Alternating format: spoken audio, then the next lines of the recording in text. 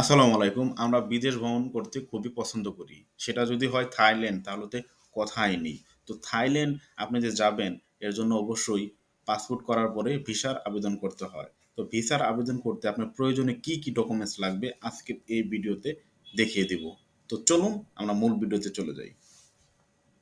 Thailand visa আবেদনের জন্য প্রয়োজনীয় যে ডকুমেন্টস লাগবে ১ নম্বরে থাইল্যান্ড ভিসা আবেদন ফর্ম, ২ পাসপোর্ট, ৩ ২ কপি পাসপোর্ট সাইজের ছবি, সেটা ৩.৫ সেন্টিমিটার গুণন ৪.৫ সেন্টিমিটার মাপের হতে হবে।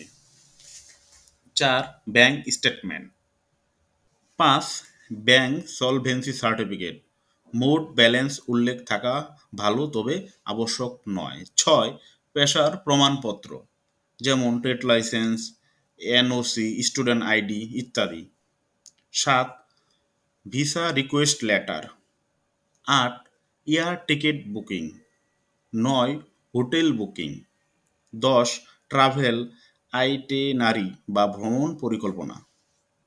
১১ পাসপোর্ট এর ডাটা পেজের ফটোকপি, ছবির পাতা।